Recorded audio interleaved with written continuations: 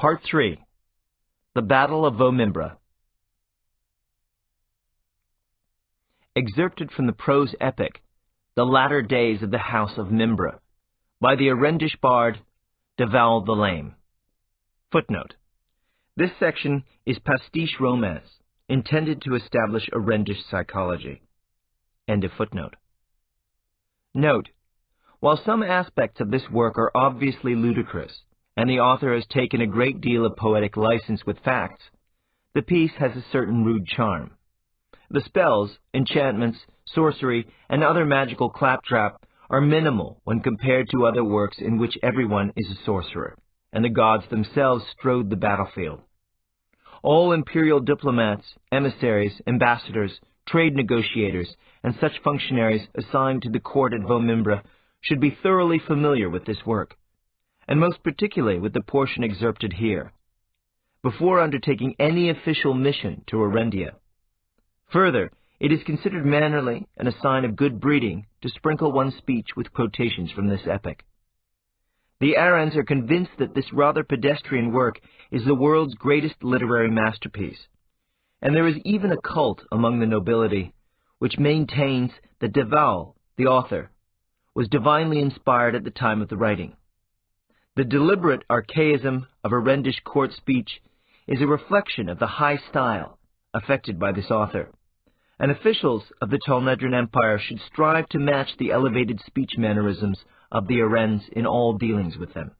To do otherwise would be to cast disparagement upon the empire itself in the eyes of this most troublesome of people. Book 7. The Battle before Vo Mimbre. Now it came to pass that on the third day of the great battle before the gates of Vo Mimbre, the hosts of the Accursed One had gathered for the final assault upon the city.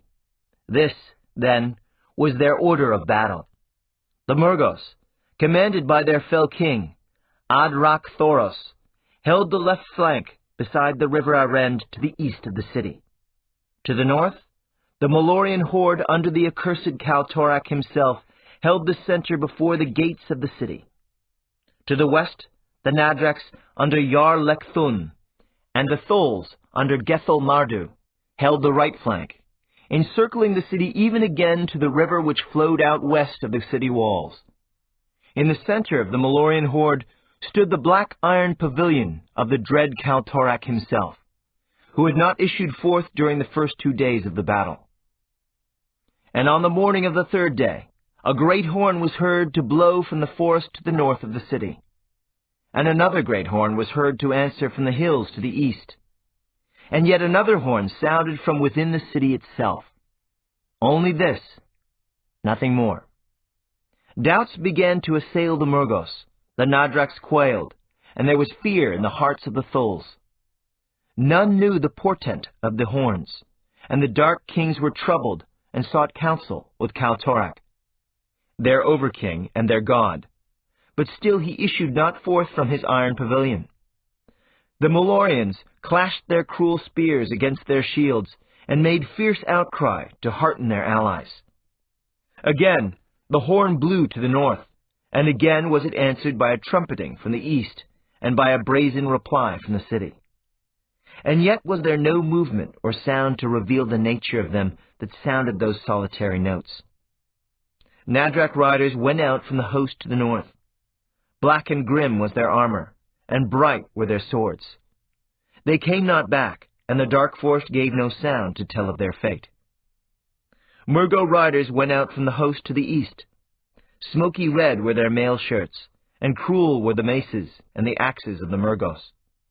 They came not back, and the silent hills gave no token of what had befallen them. Yet once more the great horn sounded to the north, and yet once more did the eastern hills and even the city reply. And behold, faint and far away from across the plain to the west came an answer of many brazen trumpets, and far out across the plain was there a glinting as of the sun on many waters. And it came to pass that Zedar, the sorcerer who sat ever at the right hand of the Accursed One, did cast an enchantment, and did rise up from the host in the form of a raven, that he might espy out the portent of the horns. And he flew unto the east, and behold, a great owl of snowy whiteness did appear in the sky, and struck with her cruel talons, and wounded him grievously, and he escaped only with his life. And Zedar cast another enchantment, and in the form of a great stag went he out from the host again, even unto the forest to the north. And behold, a great grey wolf, grizzled and old, appeared at the edge of the forest, and harried him back to the host from whence he had come. And the cruel jaws of the wolf did rend his flesh, and he was sore afraid even for his life. And one last time the great horn blew to the north, and one last time the great horn answered from the east, and one last time the horn within the city walls replied. And again, and nearer now, the sound of the many brazen trumpets came from the west, and the glinting of the sun was as upon a great ocean. And then opened the gates of Vo Mimbre, and there issued forth the mounted knights of the Mimbrate Arends. Clad in steel were they, and bright were the pennons on their lances, and the iron-shod hooves of their chargers made a great sound, even as the thunder. And the fell horde of the Malloreon Angarax, servants of the Accursed One, raised a great cry and clashed their spears on their iron shields, thinking that their enemies were in their grasp, and that the city would soon be theirs. And the Murgos exulted, and the Thuls and the Nadrax also, and all pressed forward that they might quickly overwhelm the Mimbrate knights and take the city. With a mighty clash, the Mimbrate knights struck the forefront of the host, and the front ranks were overthrown. On they pressed, the cruel, iron-shod hooves of their foaming chargers trampling the living and the dead. And behold, the second rank was overthrown and crushed to earth by the fury of the charge. Still, the Malloreons clashed their spears on their iron shields, and still exulted the Murgos and the Thuls and the Nadrax also. For the numbers of the Mimbrate knights were diminished, even as the force of a wave is diminished as it rushes upon a strand. And a great joy was in the hearts of the Grolams, the dark priests of Torak, and they urged on the Malloreons and the Murgos, the Nadrax and the Thuls.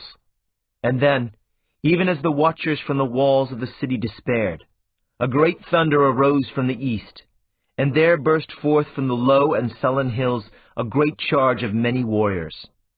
And in the center the dread long spears of the Drosnians moved like a forest in the wind. And on the flanks the Algar horsemen curved out like two great sickles, and none might withstand them. And upon the Murgos they descended like wolves on the fold, and great was the slaughter and the bloodshed they wrought. And King Adrak Thoros of the Murgos cried out in a great voice to rally his people, and they turned away from the Mimbrate knights to bear the charge of the Drosnian spears and the long swords of the Algar horsemen.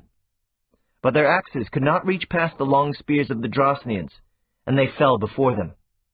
And their maces were too slow to stem the swift attacks of the Algars, and they fell as wheat before the scythe. Recoiled back then the mail-shirted Murgos, and formed they a shield wall to ward off the Drosnians and the Algars. And behold, there were among them, even in their very midst, Ulgo warriors in curious armor and with strange weapons, long knives with hooks at their points or with edges like saws, and horrid curved things on handles of iron with cruelly pointed spikes that reached into the mail of the Murgos and sought out the life inside. And veiled were the faces of the Ulgo warriors, and the Murgos were sore afraid. And the veiled Ulgos fell upon them, and the shrieks of the maimed and the dying filled the air, and the Murgos were overcome by confusion. Now it came to pass that Zedar the sorcerer beheld the faltering of the Murgos, and went he even unto the iron pavilion of Kaltorak, and spake unto the Accursed One, urging that he come forth, and by his very presence overcome his enemies. But Kaltorak would in no wise do it, and remained within the black iron pavilion. And behold, the earth shook in the west with the heavy feet of the legions of Imperial Tolnedra. And came the legions upon the plain, and assumed their battle order, and closed with the Nadrax and the Thuls upon the right flank of the horde. And Yar Lekthun, king of the Nadrax, and Gethel Mardu, king of the Thuls, spake with one another, and withdrew their forces from that battle which swirled around the Mimbrate knights, that they might better face the Tolnedran legions. And there were with the legions Cherrick berserks from the fleet that had borne the might of Tolnedra from Tolhoneth, even unto the rapids of the river Arend, 10 leagues below Vo Mimbre. And the axes and huge broadswords of the Cherricks were terrible to behold, and the Nadraks were afraid, and the Thuls quailed. And the clash of arms resounded to the west also, as the legions and the Cherricks closed with the Nadraks and the Thuls. And once again Zedar the sorcerer went unto the black iron pavilion of the dread Kaltorak, and once again besought he the accursed one to come forth, lest the host be overthrown by reason of their enemies upon the left and upon the right, and of the Mimbrates, who even then made great slaughter in the midst of the Malloreons.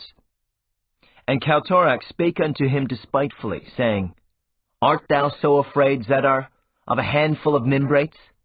Does thy heart fail thee in the face of the ragged remnants of Drosnia, and the tatters of Algaria, and the blind creeping things that burrowed forth from the ground in Olgo? Quailest thou before the fat, over-pampered legions of Tolnedra, and a few drunken barbarians from Cherrick? My people are Angaric, despoilers of the world. The horde is beyond counting, and I am with them. No might in the world may stand against me, save only Thragyaska, and he who could raise Thragyaska against me is no more. Return to the battle, Zedar, or flee and save thy life. I will not come forth. And behold, it came to pass that from the forest to the north of the city there emerged a silent host that cheered not, nor thundered, nor trumpeted. Grey cloaks wore some, or dun, or smudged forest green. And came they from out of the forest in endless waves, grim-faced and silent. And the heart of Zedar fell as he beheld the coming of the Rivans. And the rear ranks of the Malloreons turned and ran toward the oncoming foe.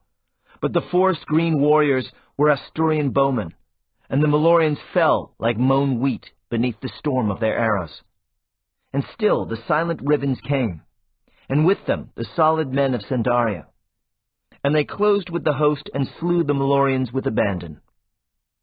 And once again Zedar went unto the black iron pavilion of Kaltorak, and spake unto the accursed one, saying, Great Lord, I fear not the remnants of Drosnia, nor the tatters of Algaria, nor the blind things that creep beneath the earth in Olgo. Nor am I unquiet about the handful of Mimbrate knights, nor the pampered legions of Tolnedra, nor the berserks of Cherrick. Know, however, that thine army is assaulted on the front, and on the left, and on the right, and lo, now from out the forest behind thee come Asturians and Sendars, and them whom most you hate, the keepers of Thragyaska. Yea, Lord, the Rivans themselves have come to contend with thine host, and to cast their defiance in thy teeth. Then was the accursed one wroth, and rose he and called upon his servants to arm him. And he spake unto Zedar the sorcerer, saying, Behold, Zedar, I will come forth, that the keepers of Thragyaska may see me and be afraid. I will raise up mine hand against them, and they shall crumble as dry leaves before me. Send unto me the kings of the Angarics, that I may tell them of my coming. And Zedar answered him, saying, Behold, great Lord, the kings of the Angarics are no more. King Adrak Thoros of the Murgos lies dead with a hook-pointed Olgo knife in his bowels. And Yarlek Thun of the Nadraks perished upon the point of a Tolnedran sword. And Gethel Mardu, king of the Thuls, is cloven, helm to chest, by a Cherrick war-axe. And behold, the sons of the kings also are no more, and the generals of the Malloreons also. And there is confusion in the host by reason of the deaths of the kings, and the sons of the kings, and the generals of the Malloreons, and of the multitudes of the Grolums also. And great was the wrath of the accursed one, and fire was in his right eye, and also in the eye that was not, and caused he his servants to bind his shield to his maimed arm. And took he up his dread black sword, Threkgoru, and went forth from his iron pavilion to do war. And behold, the host rallied around him, who was both king and god, and pushed they back against the Drosnians, and Algars, and Ulgos upon the left, and again the Tolnedrans and Cheriks upon the right. And tightened they the ring of swords about the Mimbrate knights before the gates of the city. And there came from the north the sound of a great horn, and from the midst of the Rivens a voice called out unto the Accursed One, saying, In the name of Balar I defy thee, Torak, maimed and accursed. In the name of Aldur also I cast my despite into thy teeth. Let the bloodshed be abated, and I will meet thee, man against God, and I shall prevail against thee. Before thee I cast my gage. Take it up, or stand as craven before men and gods. In fury did Kaltorak smite the rocks about him with his sword, Threkgoru, and fire leapt from the rocks, and the Angaraks and the Malloreons were sore afraid before his wrath. And Torak spake in a great voice, saying, Who among mortal kind is so foolish as to thus defy the king of the world? Who among you would contend with a god? And a voice from the midst of the grey-clad Rivens answered, saying, I am Brand, warder of Riva, and I defy thee, foul and misshapen godling, and all thy stinking host. Bring forth thy might. Take up my gage, or slink away, and come no more against the kingdoms of the west. And Zedar the sorcerer heard this, and he counselled the Accursed One, saying, I beseech thee, O my lord, let not thy fury misguide thee. This Riven is guided by thy kindred. Thy brother gods do conspire against thee, and this challenge is a trap of their making. Again Torak smote the rocks with his great sword, and again the fire leapt from the rocks. And he spake, saying, Behold, I am Torak, King of kings and Lord of lords. I fear no man of mortal kind, nor the dim shades of long-forgotten gods. I will go forth and destroy this loud-voiced Riven fool, and mine enemies shall fall away before my wrath, and Thragyaska shall be mine again, and the world also. And then strode the Accursed One forth from the host. Black was his armor, and vast his shield. The dread black sword, Threkgoru, swept like night through the noontide air. And Torak spake, saying, Who is this who will pit mortal flesh against the will and the invincible sword of the god Torak? Then stood forth Brand, warder of Riva, and his grey cloak shed he away. Mailed he was, and helmed in grey steel, and he bare a mighty sword and a shield muffled in rude cloth. And at his side marched a grizzled wolf, and hovered over his head a snowy owl. And Brand spake, saying, I am Brand, warder of Riva. I am he who will contend with thee, Torak. Beware of me, for the spirits of Balar and of Aldur are with me. I alone stand between thee and the orb for which thou hast brought war into the west. And Torak beheld the wolf, and spake, saying, Begone, Belgariad, flee if thou wouldst save thy life. It occurs that I may soon have the leisure to give thee the instruction I so long ago promised thee, and I doubt that even thou would survive my instruction. But the grizzled wolf bared his fangs against him, and fled not. And Torak beheld the owl, and he spake unto her, saying, Abjure thy father, Polgara, and come with me. I will wed thee, and make thee queen of all the world, and thy might and thy power shall be second only to mine. Footnote. Another aside which proved very important. End of footnote. But the great white owl shrieked her defiance and her scorn. Prepare then to perish all, quoth Torak, and raised up Threkgoru, and smote down upon the shield of Brand, warder of Riva. Many and grievous were the blows they struck, And the host of the Angarax and the soldiers of the west stood in amaze as they beheld blows which no mortal might withstand. From the sword of Torak, dread Threck-Guru, clave rocks, and the great grey sword of Brand shattered earth. And knew then the multitudes that they beheld not the combat of men, but the contention of gods. And then were they sore afraid. But the fury of Torak might not be withstood by flesh, and dread Threck-Guru did cleave and batter the shield of Brand. And the warder fell back before the onslaught of the accursed one. Then howled the grizzled wolf, and then shrieked the snowy owl, as in one voice that struck the ears of the watchers, as it were a human voice, and the strength of Brand was renewed. And behold, the Rivan warder did unveil his shield, and lo, cast in the centre thereof stood a round jewel. Grey it was, and like unto the size of the heart of a child. And in the presence of Torak did the stone begin to glow. And brighter flamed the stone, and the accursed one fell back before the stone, as one who faces unbearable fire. And shook away Torak his shield, and dropped he away his sword, Threck-Guru, and cried out, and raised he his hands before his face, to ward away the fire of the stone. And his right hand covered his right eye, but lo, the maimed god had no left hand, and the stump thereof was blackened by a fire no mortal had yet endured. And Brand then struck.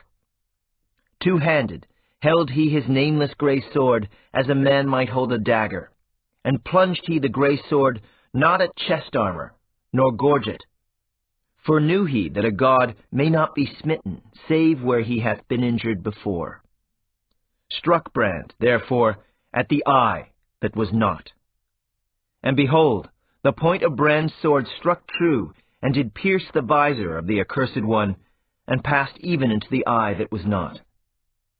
And Torak cried out, and grasped the sword, and plucked it out, and cast it away. Then pulled the god his helm away, and cast it aside also. And men saw the seared side of his face, which had been marred when he had raised the orb of Aldur to crack the world. And that face was horrible, beyond power to describe it. And the Angarax recoiled, and the men of the west turned away. And the eye of Torak was seen to weep blood, and raised he up, and pushed his arms even into the sky, and cried out again. And cried he out one last time as he beheld that jewel, which he had named Thragyaska, and which had caused him to be smitten again. And then, as a tree hewn away at the ground, the dark god fell, and the earth resounded with his fall. And a great cry went up from the host by reason of the fall of the accursed one, and the Angarax despaired, for their god had fallen. Then fell the armies of the west upon the multitudes of the host, and slew them. And the armies of the Murgos upon the left, and of the Thuls and the Nadrax upon the right, fled into the river, that they might save their lives. But swift is the river Arend at Vo Mimbre, and deep, and the waters swallowed them up. Few only escaped the waters and gained the far shore to flee back through the wilderness to the east. For the hordes of the Malloreons, however, was there no escape, for the armies of the west encircled them, and they were slain, yea, even unto the last man. For behold, the armies of the west bore torches with them, and when dusky night laid his mantle of darkness upon the plain before the city, set they the torches ablaze, that no Malloreon might escape their vengeance. And the watchers within the city wept and came forth to beseech the armies to abate the killings. So great was their pity for the Malloreons. But grim-faced Brand, warder of Riva and over-general of all the armies of the west, hardened his heart against their pleas, and abated not the slaughter. And he spake, saying, No more will Angarax come into the west. No seed nor root shall escape this cleansing. And in the night, when the torches had burned low, came forth the scale-armored warriors of Ulgo, and sought out the wounded, and slew them. And none escaped, For indeed, from the warriors of Ulgo is nothing hidden in the dark. And when the smoky dawn arose upon the fourth day, the host was no more, and the multitudes of the slain were lain in heaps upon the plain before the city. Yea, as far as the eye could see, the ruin of Angarach did litter the fair plain. And Bran spake, saying, Bring unto me the body of the accursed one whom I have slain, that I might behold him, who would be king and god of all the world. But lo, the body of maimed Torak was not to be found among the slain. For it had come to pass that in the night Zedar the sorcerer, who sat ever at the right hand of Cal Torak, had cast an enchantment, and had passed unseen through the armies of the west, past Sendar and Tolnedrin, past Arend and Drosnian, past Algar and Cherek, past grim-faced Rivan and cat-eyed Ulgo, and had borne away the body of the maimed god. And Brand was troubled, and took counsel with his two closest advisers, the grizzled old man whose name none knew, and the dark-haired woman with the silver-touched brow, who strode through the camp as she were queen of the world. And between them they cast auguries and were troubled.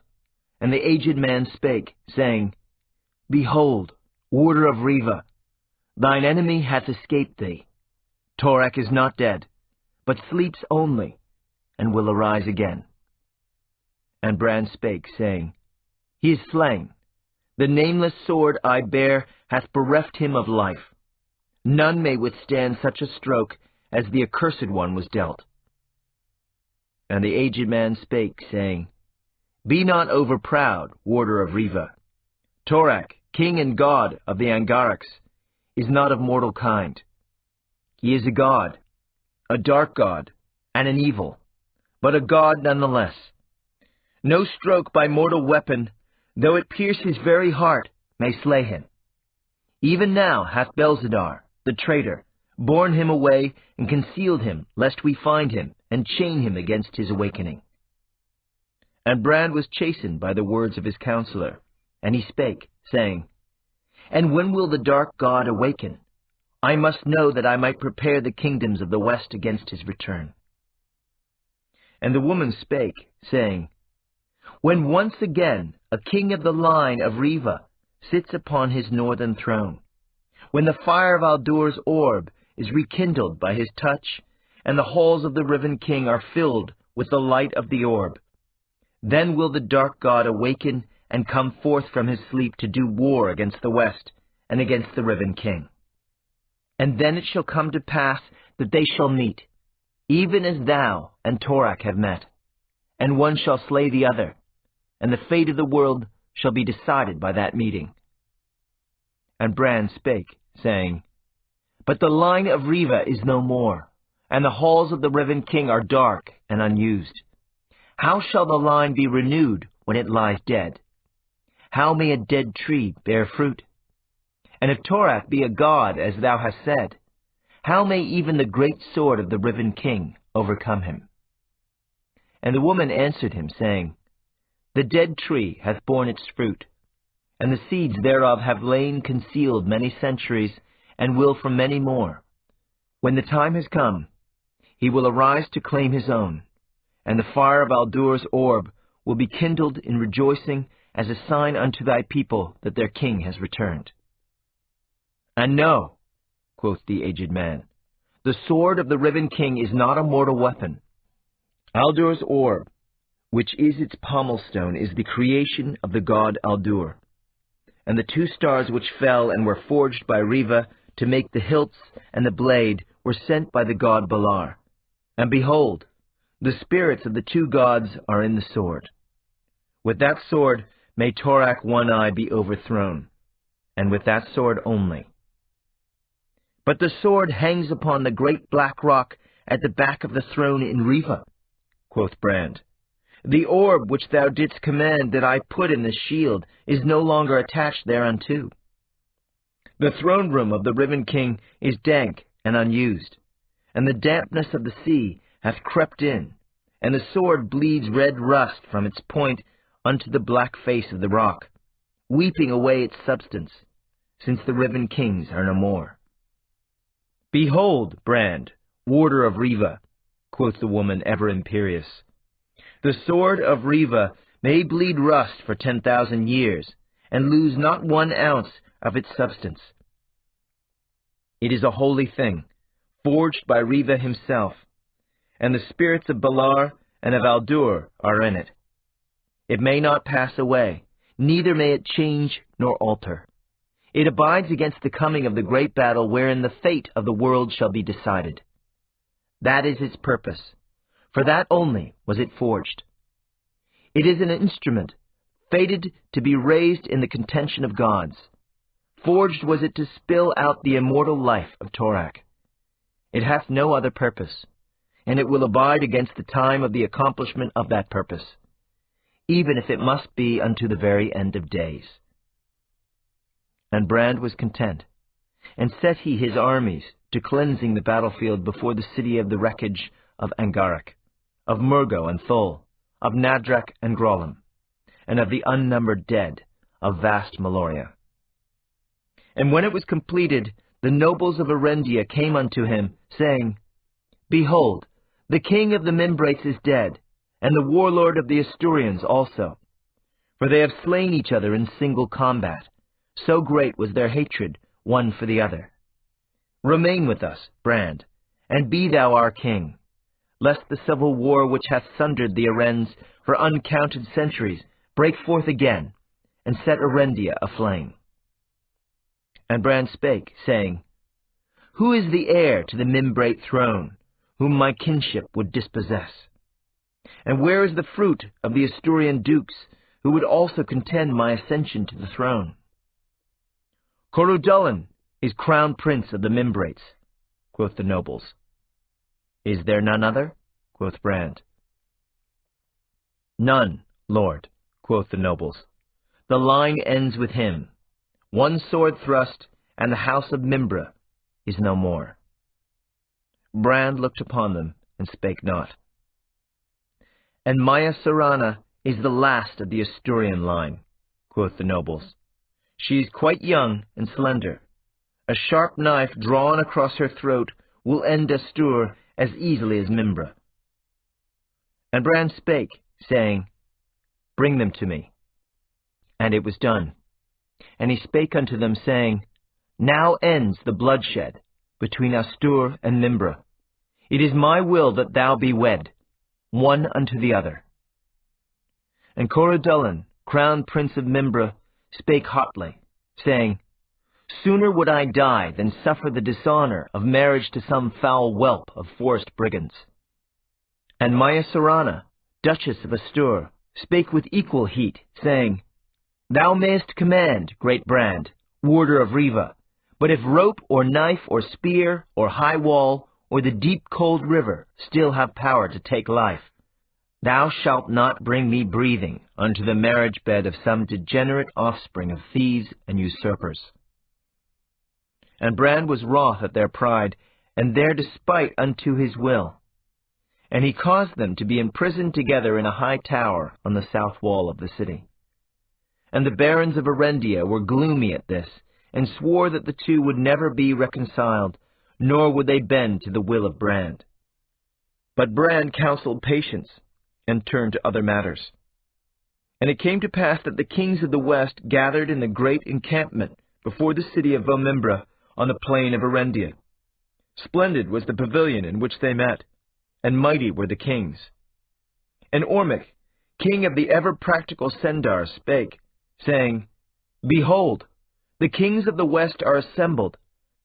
Might we not here resolve those disputes which have divided us, and thus wrest from the grim fist of war a felicity for our kingdoms and our people, which they have never known?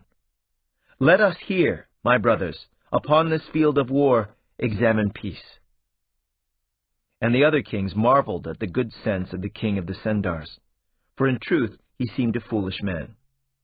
But Rodar, king of Drosnia, spake, saying, "Not yet is the war against Angarak ended.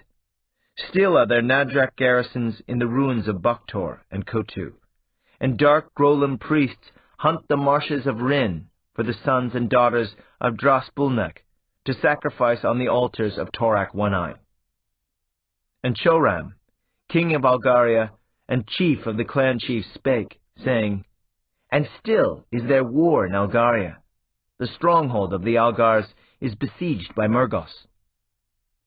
But Eldrig, white-bearded king of Cherek, spake, saying, Dear brothers, these are but minor internal problems for Aloria.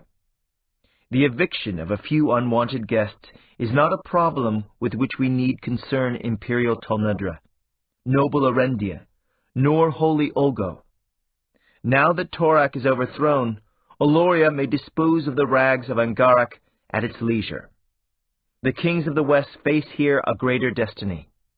Boundless Malloreon hath sent her unnumbered hordes against us, and Murgo and Nadrak and Thul have tried our strength, and we have overcome them. More than this, we have witnessed here, upon this very field, the overthrow of a god. Surely the hands of the other gods were in this, and Brand of Riva hath been their instrument. What better omen than this?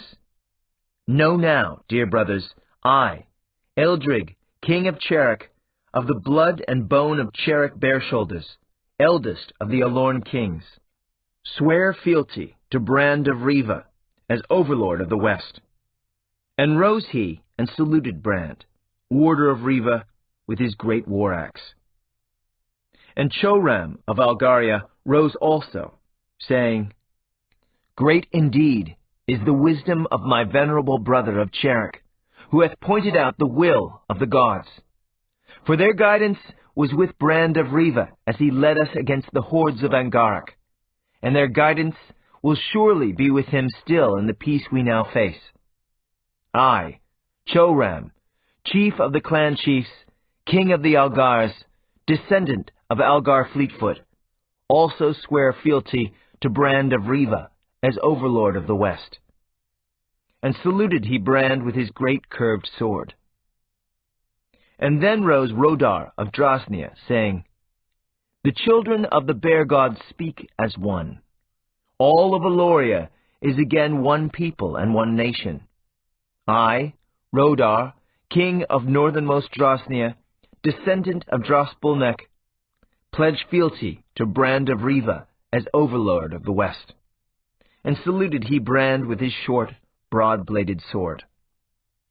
And rose Ormic, king of the Sendars, and troubled was his face, and he spake, saying, Dear brothers, kings of the west, truly is Brand of Riva a man like unto no other man.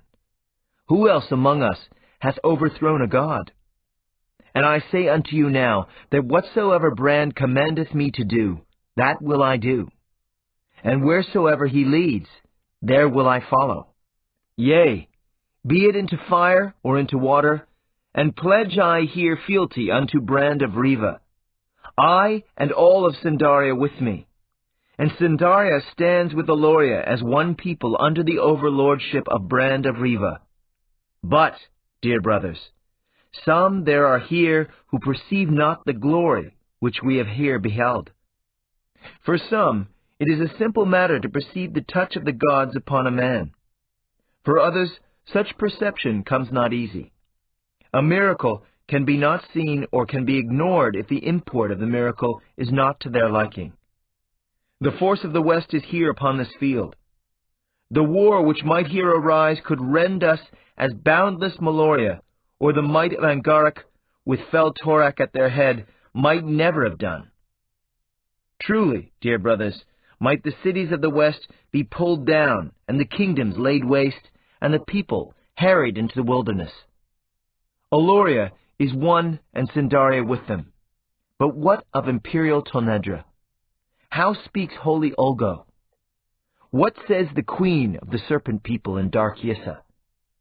If we war, dear brothers, what will remain? What spark of humanity will be left to us? If we fall upon each other, may not Malloreon and Murgo, Thul and Nadrak fall upon our remnants and herd our poor survivors into the hands of dark Grolim priests for their unspeakable rites in celebration of the victory of the dark god we have here seen overthrown. Then rose Potus, emissary of Yissa, ambassador of Salmisra, queen of the snake people, and spake with great despite unto the Alorn kings, saying, Much have I wondered here at the readiness of sovereign kings to submit to the will of one with no name of known heritage. My mistress, eternal Queen Salmisra of deep-wooded Yissa, will never submit to the overlordship of a nameless Alorn butcher. And wroth was grey-bearded Eldrig, king of Cherek, and Choram also, and equally Rodar of Drosnia. And Choram of Algaria spake, saying, May it not be that the memory of the emissary of eternal Salmisra is somewhat short, and that of the snake woman in Thistor also?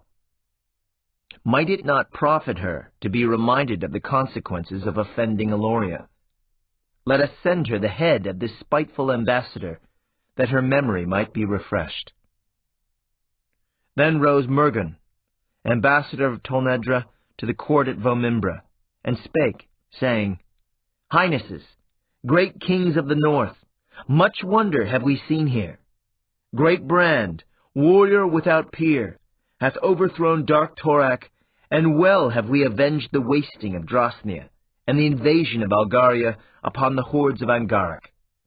I greet Brand in the name of his imperial majesty, Ran Barun IV, crown of the third Barun dynasty, and extend to the noble warder of Riva an imperial invitation to come to the court at Tolhonath, that my emperor might honor him as befits the foremost warrior of the West.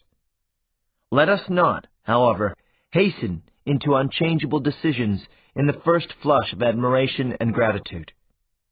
Noble Brand, I am sure, will be the first to agree that the arts of war and the arts of peace are in no wise similar. Seldom indeed are the two arts linked in the same man. A battle is soon over, and a war endures not forever. The burdens of peace, however, grow heavier with the passing of each year. Moreover, I am troubled by this talk of Aloria. Of Cherek I have heard, and of Drosnia also, and Algaria. And who hath not heard of the Isle of the Winds, and the unassailable Riva? But where is this Aloria? What are its boundaries? Where lies this mysterious land of the north? Where is its capital? In truth, Aloria hath not existed since the sundering which took place in the days of Cherek Bareshoulders and his three mighty sons. I am disquieted by this sudden re-emergence of a kingdom long buried in the midst of antiquity. Imperial Tolnedra must deal with mundane reality. We can send no emissary to the court of the king of the fairies. We can conclude no treaty with the emperor of the moon. With earthly kingdoms only may we have commerce. Myth and legend, however grand, may not enter into the affairs of the empire, lest we become unsettled in our minds, and the solid rock upon which depends the stability of all the West become as insubstantial mist or shifting sand. Also, great kings and lords, I am distressed by the evident disregard of long-standing covenants and treaties I have here witnessed. Most solemn agreements have here been breached. Many of you have treaties with the empire, and those treaties state most clearly that you will have no meetings with other kings without first informing the emperor of your intent. Is it wise to tempt thus the might of imperial Tolnedra? And rose grey-bearded Eldrig, king of Cherek, and spake, saying, Hearken unto me, noble Murgan. Upon this field Aloria stands armed.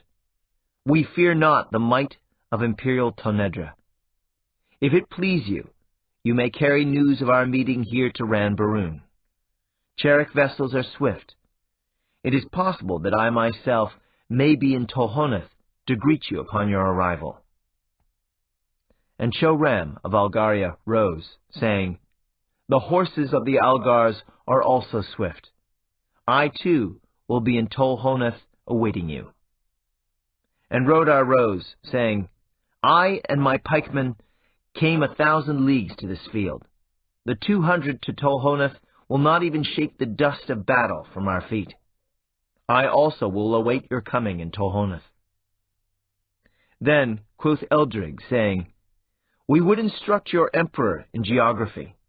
The armies of the Alorns assembled are invincible.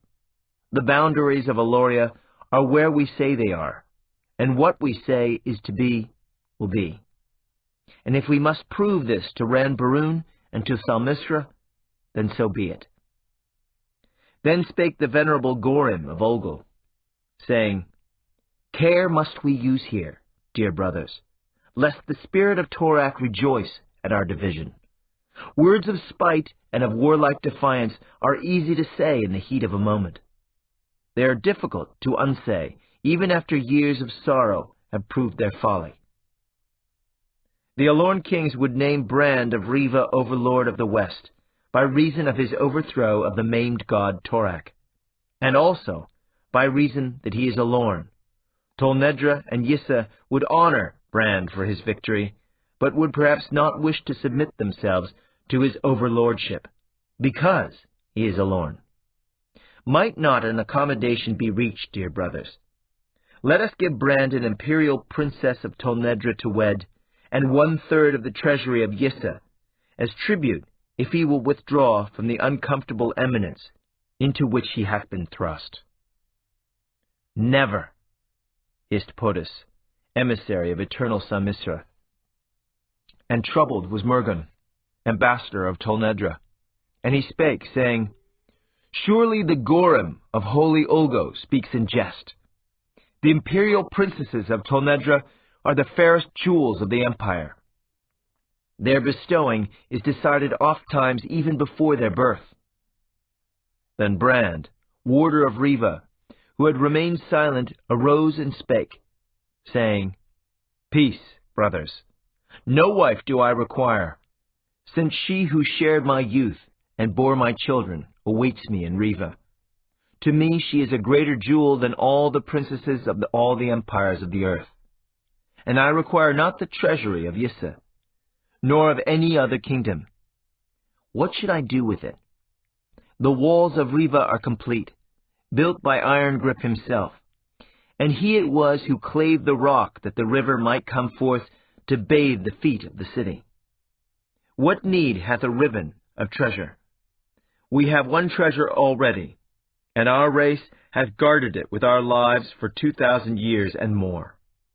Would you inflict another treasure upon us to guard? How many lives do we have? The honor which the kings of Aloria would do me is beyond my power to bear. I am quite bowed down by the weight of it. But how might I, in far-off Riva, maintain dominion and empire?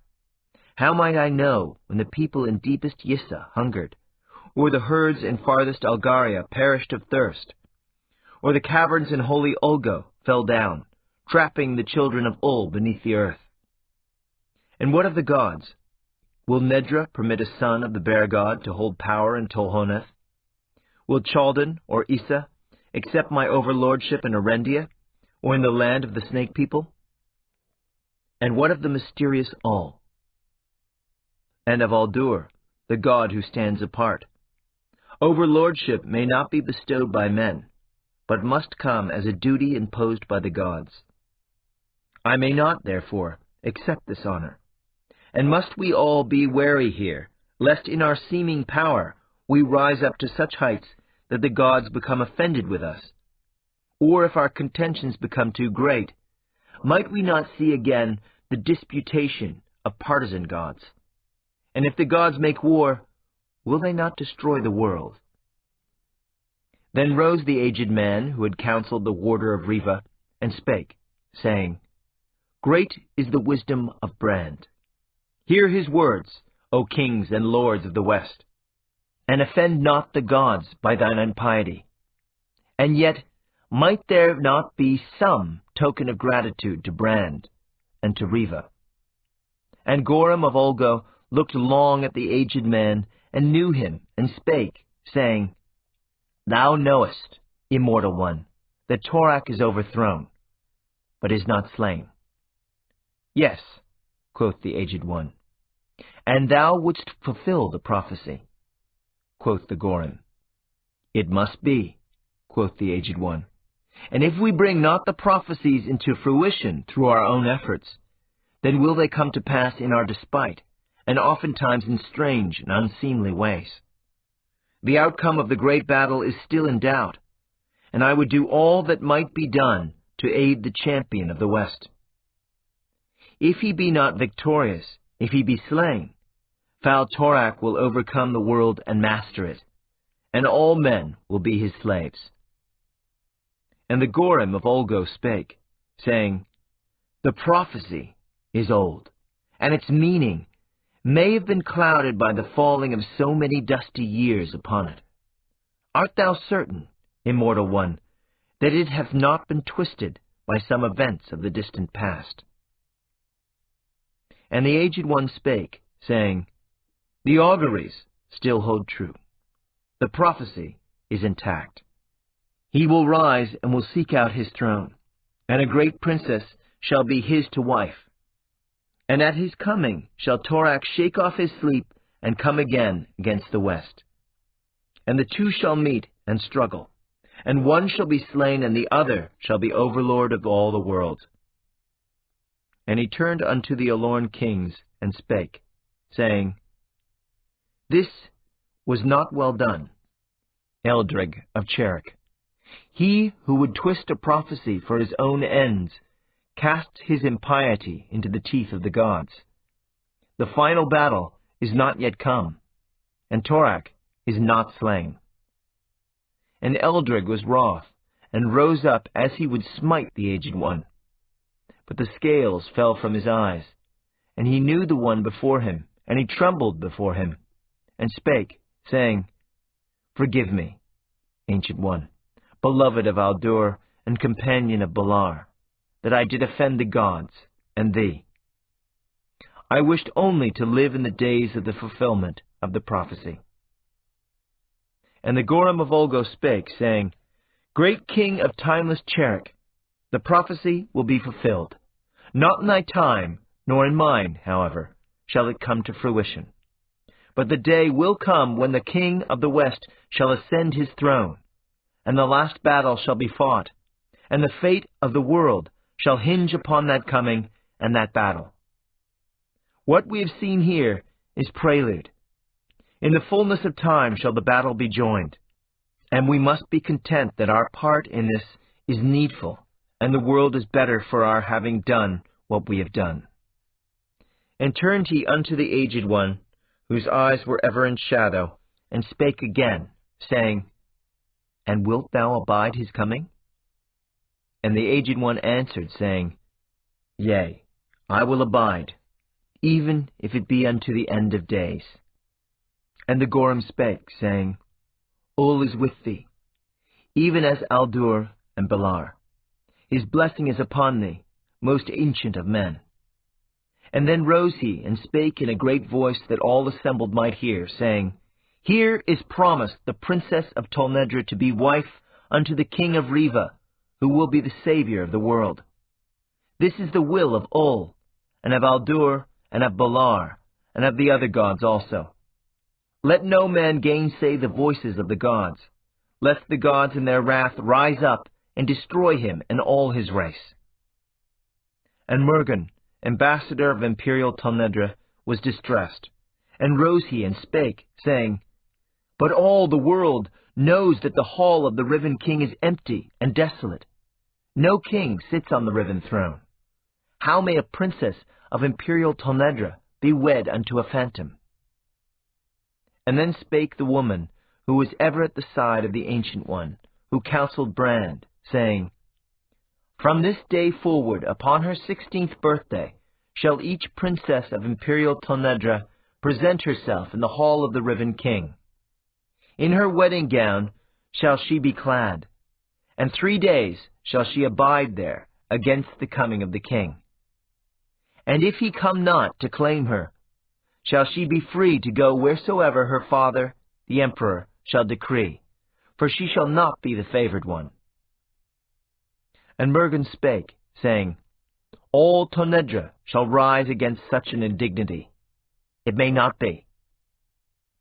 And the woman answered, saying, In the day that Tolnedra fails in this, shall the west rise up against her. And we will scatter the sons of Nedra to the winds, and pull down thy cities, and lay waste thy fields and thy villages. And the people of Nedra shall be as the people of Mara, who are no more. And like Mara shall Nedra weep alone in the wilderness, that his people are no more. And the kings of Loria rose, and Eldric spake, saying, To this pledge I Cherich. And Choram said, To this pledge I Algaria. And Rodar said, To this pledge I Drosnia. And Ormic said, To this pledge I Sandaria. And the Gorim spake, saying, I also pledge holy Olgo to this. Tell thine emperor that in the day that he or his line fails in this, in that day shall Tolnedra surely perish. And then spake Podus, emissary of Yissa, saying, And what of my queen, eternal Samisra? What voice hath she in thine ordering of the world? Then rose the woman and cast off her cloak. Queenly was her bearing, and her brow was touched as with frost. And she raised up her hands, and behold, the garments of Podus fell inward, as it were the man within had dissolved as snows before the breath of spring. And a serpent emerged therefrom, and the form of the woman became cloudy and indistinct, and there emerged from the mist which surrounded her a great snowy owl. And she did grasp the serpent in her talons, and did bear him aloft into the heavens. Footnote. This was modified. End of footnote. And in the space of a little time did she return, and the woman resumed her proper form, and Podus also. And trembling was he, and ashen-faced. And the woman spake, saying, Inform the snake woman in Thistor what hath befallen thee. Tell her what an easy thing it is for the owl to destroy the serpent. Fail not in this, lest I seek thee out, and bear thee again into the sky, and dash thee down upon the earth beneath. In the day that eternal Salmisra raises her hand once more against the Riven King, shall I plunge my talons into her heart, and destroy her utterly. And the kings and emissaries were amazed at the enchantment they had beheld, and looked upon the woman in fear and in wonder, knowing that she was a sorceress. And spake the Gorim of Olgo, saying, These then are the accords which we have reached here upon the field at Vo Mimbre. The nations of the west will prepare themselves against the return of the Riven King. For in the day of his return shall Torak awaken, and come again upon us. And none but the Riven King may overcome him, and save us from his foul enslavement. And whatsoever the Riven King commands, that shall we do. And swear we all fealty here unto the king that shall return. And he shall have an imperial princess of Tolnedra to wife, and have empire and dominion in the west. And whosoever breaketh these accords, will we do war upon him, and scatter his people, and pull down his cities, and lay waste his lands. We pledge it here in honor of Brand, who hath overthrown Torak, and bound him in sleep, until the one comes who might destroy him. So be it. And it was done as the Gorim had said, and all agreed to it, and were bound by it. And in the fullness of time prepared the armies of the west to depart, and to return each unto their own kingdom. And before he left, called Brand to have the Prince of Mimbre and the Duchess of Asturia brought before him again. And it was done. And Brand spake, saying, I have a mind to see thee wed before I depart. What sayest thou to this? And Corodulin of Mimbre spake, saying, I am content, for my fair fellow prisoner hath won my heart, and I will wed none other. And what of thou, quoth Brand, unto Maya Serana, Duchess of Asturia? Wilt thou still seek river or rope, knife or spear, to separate thee from thy life, that thou mayest avoid thy wedding? And she answered, saying, Forgive the folly of my childish speech, great Brand. I am a woman now, and gladly will I wed noble Corodulin, that the wounds of noble Erendia be healed. And in truth would I wed him even were Erendia not wounded. And Bran smiled, and caused a great wedding to be prepared. And the people of Erendia rejoiced in the marriage of Corodulin and Myasarana. And one last time spake Bran unto the kings and nobles before he returned to Riva, saying, Behold, here has much been wrought that is good. Boundless Malloria and fell Angarak have been overthrown, and evil Torak is quelled. His dark presence moves no more in the world. The covenant we have struck between us here prepares the west for the day in which the Riven King returns, and Torak wakes from his long slumber to contest with him for empire and dominion. All that may be done in this age to gird the west against that great and final war hath been done. And here have the wounds of Erendia been healed by reason of the wedding of Corodulin and Myasarana. And the strife which hath bloodied the fair fields and forests of noble Erendia for 2,000 years and more is ended. I am content with it all. Hail then, and farewell. And he turned from them, and rode north with the aged one and the queenly woman, as always by his side. And they did take ship at Kamar and Sendaria, and set sail for Riva, and returned no more to the kingdoms of the west. Afterword. At Tolhonath. To me it has fallen to wrestle the chaos of documents, ancient and modern, herein contained, into some kind of order. This has not been a task which I have undertaken willingly. The documents, for the most part, have no verifiable authenticity, and no scholar wishes to have his name appended to such questionable material. Moreover, it is clearly evident that many, perhaps all of the manuscripts in hand, were pilfered from one source or another, and I personally find it odious to deal with material so obtained. Unfortunately, in my capacity as tutor to the imperial household, I am subject to imperial whim. Thus it was that when Her Highness, Senedra, Imperial Princess of Tolnedra, and now, unfortunately, Queen of Riva, charged me with this task, I had no choice but to comply as graciously as possible. This is small reward for the support and protection I gave her on that ghastly journey 10 years ago. True to her nature, and, I might add, to the nature of all the Boruns, Princess Senedra has chosen to ignore one of the most time-honored traditions in the scholarly community. It is customary, if I may be so bold as to point it out to Her Majesty, for an imperial tutor to be named to a major chair at the Imperial University upon the completion of his service to his pupil. It was for this reason, and for this reason only, that I accepted my post in the palace in the first place. I assure her that my fidelity to the near impossible task of hammering some minimal semblance of education into a willful, arrogant, spoiled, and over-pampered pupil had no other motive. My enemies at this point are undoubtedly gloating over the fate which my frankness here must inevitably bring down upon my head. To immediately rob them of even that minuscule enjoyment, let me state here that it is my intention, when this loathsome chore is completed, to enter the monastery at Martaran and to pass my final years in peace and quiet, with nothing but the shrieks of the spirit of Mara and the wails of the Marag ghosts to disturb my slumbers.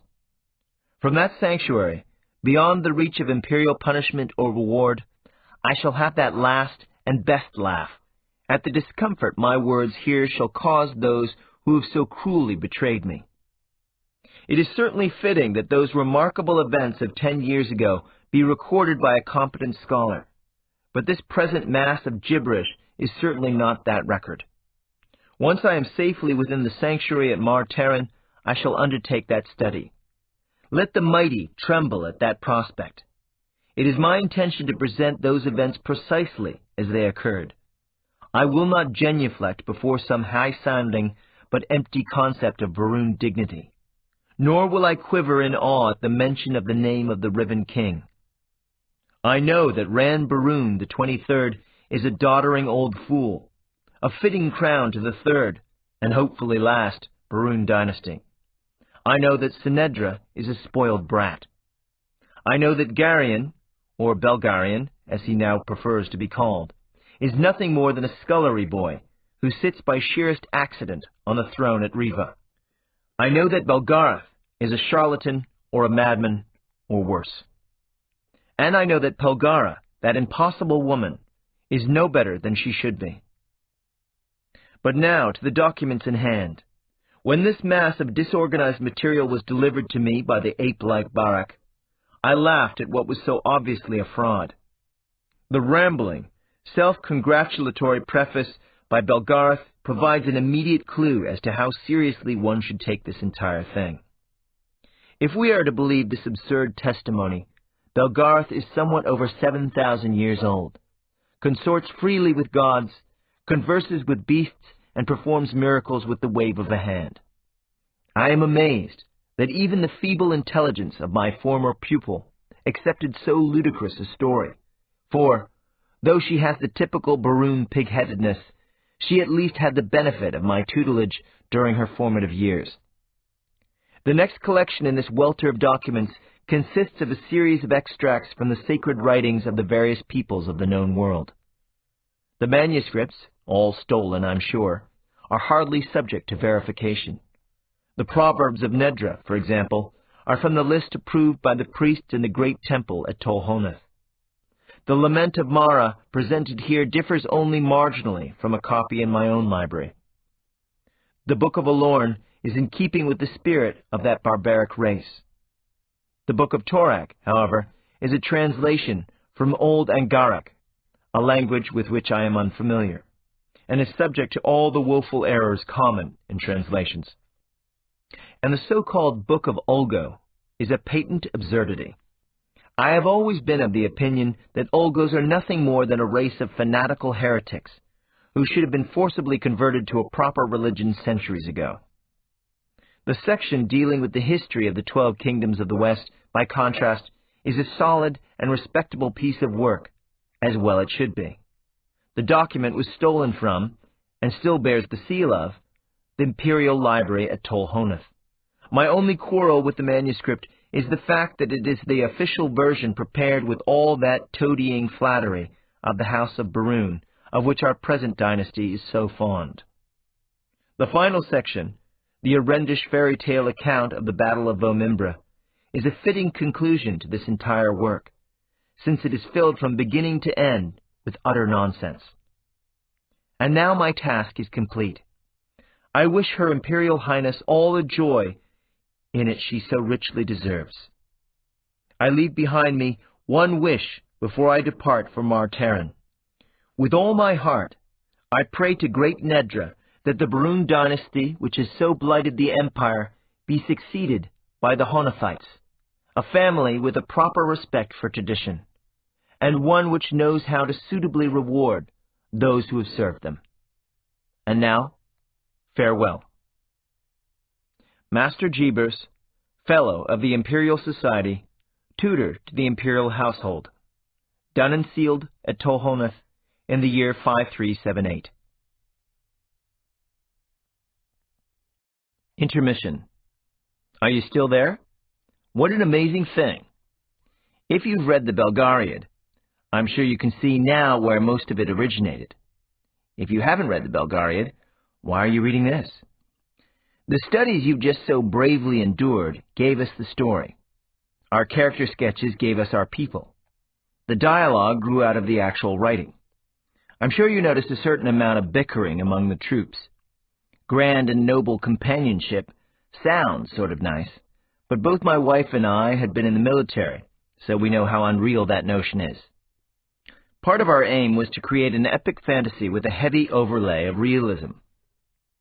The immediacy, that sense of actually knowing these characters, which many readers have noticed, derives from that realism in dialogue and details. We can blame my wife for a lot of that. I'd be trying for grand sweep, and she'd jerk me up short with such things as, "It's all black and white, it needs color," or, "They haven't eaten for 3 days," or, "Don't you think it's about time that they took a bath?" Here I am trying to save the world, and Polgara is nagging me about bathing. Women. Does that sound familiar? I'd also frequently run into a stone wall named, "A woman wouldn't walk that way." That's a male expression. Women don't use it. I'd grumble a bit and then surrender and do it her way. My personal writing strategy is blast on through and get the story in place, and then go back and clean and polish it. She wants it done right in the first place, and I've learned not to argue with the lady who runs the kitchen, unless I want boiled dog food for supper. So let's answer all the critics who proudly announce that they find our work derivative. What else is new? Chaucer was derivative, so was Shakespeare. The literary value of any story is in its presentation. Any plot line can be reduced to absurdity if one chooses to do so. There's a story, probably apocryphal, which tells us of an early movie producer who simplified all movie plots down to Cinderella and Goldilocks. He'd buy Goldilocks, but he wouldn't buy Cinderella. Back to work. We'd completed the Belgariad, and now we were ready to take on the Malloreon. Most of what we needed was already in place. We had our main characters, our magic thingamajig, and our cultures of the Western kingdoms. Now we needed a new bad guy, or girl, and a new quest. I'd also had enough of adolescence by now, and I wanted to see if Garion or Sinedra could function as adults. Oh, by the way, if anyone out there ever calls those two teenagers, I'll turn them into a toad. Teenager is a linguistic abomination devised by the advertising agencies and the social worker industry to obscure an unpleasant reality. The proper term is adolescent, and the only good thing about it is that everybody gets over it, eventually, or most of them anyway.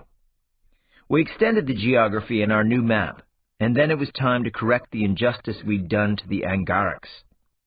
Just because Germany produced Hitler doesn't alter the fact that Germany also produced Kant, Goethe, Beethoven, and Niebuhr.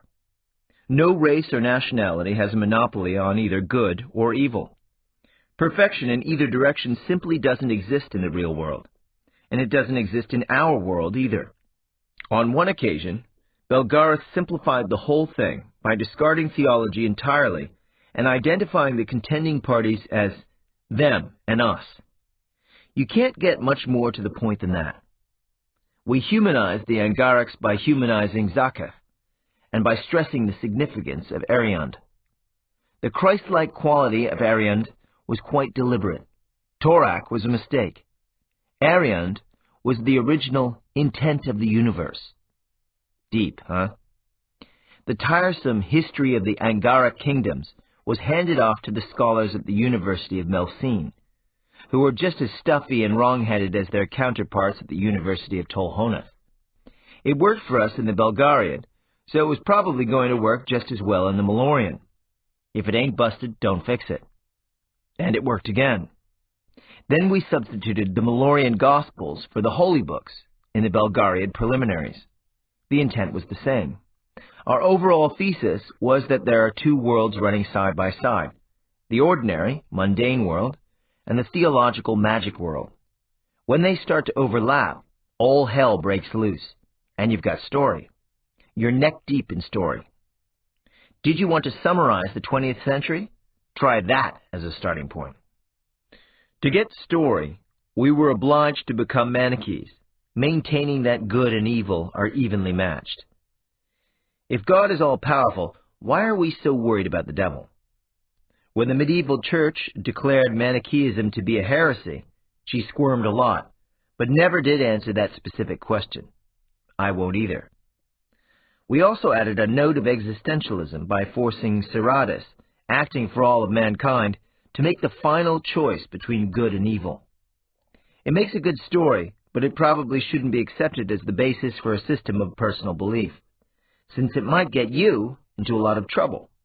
If the Pope doesn't get on your case, the Archbishop of Canterbury probably will. The Malloreon preliminaries conclude with King Onheg's personal diary, which sort of followed our outline for Book 1 of the Malloreon. It gives us a condensed chronology, and that's always useful. As with the preliminaries to the Belgariad, These Malloreon prelims had quite a few dead ends, which we discarded during the actual writing. One of the dangers of epic fantasy lies in its proclivity to wander off into the bushes. We have what appears to be the gabbiest of all possible fiction forms, but it requires iron discipline. The writer absolutely must stick to the storyline and deviate only when an idea or a character will improve the overall product. I can't verify this, but I have heard that there was a medieval romance that was 25,000 pages long. That's an entire library all by itself. I suspect that if you were to give a contemporary fantasist free rein, he might take a shot at that just to get his name in the Guinness Book of Records. All right, push bravely on. We'll talk again later.